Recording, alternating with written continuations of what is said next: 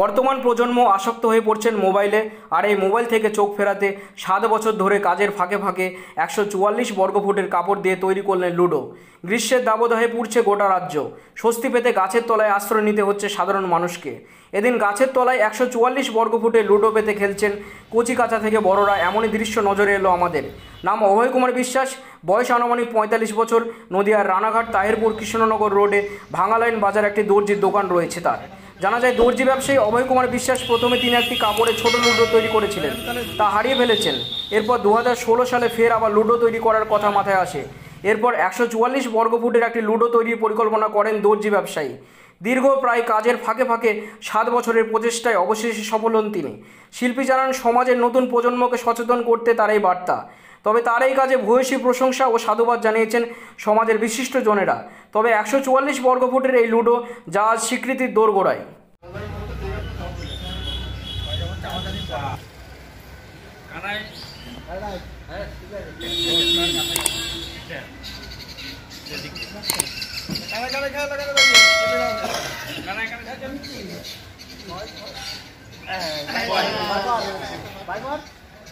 এতক্ষণ আমরা এখানে আমার অভয় কুমার দা একটা বড় ধরনের একটা লুডুর কোর্ট হাতে তৈরি করেছে সেলাই করে। এইটাকে আমরা সবাই একত্রিতভাবে এটা খেলছিলাম।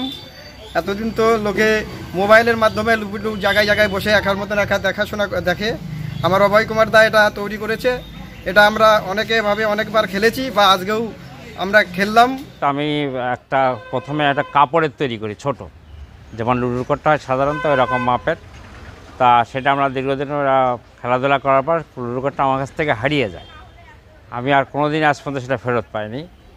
2016 সালে হট করে মাথায় ঢুকলো যে আমি এরকম একটা বড় করে কাপড় দিয়ে একটা কিছু তৈরি করব, যাতে এত বড় যাতে না মনে হয়নি, এরকম একটা চিন্তাভাবনা নিয়ে তৈরি করা হয়েছিল। তাই এটা 144 বর্গফুটের লুডুর কোর্টটা আমি 2016 সালের 15/10/2016 সাল থেকে এরা স্টার্টিং শুরু করি তৈরি করা। আমার কাজের অবসর সময়ের ফাঁকে ফাঁকে বসে এটা তৈরি করেছে এবং এটা দীর্ঘদিন সময় লেগেছে তৈরি করতে, এবং সেটা শেষ হয়েছে 2023 সালের এই দুর্গাপুজোর 1 সপ্তাহ আগে। তৈরি করতে লেগেছে আমার এটা সুতির কাপড় আছে, সুতির কাপড় পেস্টিং, যে পেস্টিং আমাদের গার্মেন্টস হিসেবে ব্যবহার করা হয় গার্মেন্টসে, সেই পেস্টিং লেগেছে, সুতির কাপড়, সুতো, এগুলো তো লাগবে সেলাই করতে।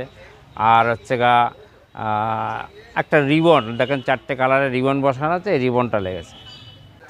এটা যখন মেশিনে আমি সেলাই করি তখন আমাকে অনেকে সহযোগিতা নিতে হয়েছিল, মানে ধরতে হয়েছে সাইড থেকে একজন। আমি চেয়েছি যে এখন তো বর্তমান যুগে দেখি সবাই তো মোবাইল নিয়ে ব্যস্ত থাকে, এমনকি লুডো খেলাটা মোবাইলের মধ্যেই খেলে ঘরে বসে একা একা। তা আমরা এটাকে বানিয়েছি যাতে আমরা সকলে মিলে এটাকে এত বড় বানিয়েছি যাতে সমবেতভাবে একত্রিত হয়ে একটা জায়গায় বসে আমরা খেলতে পারি।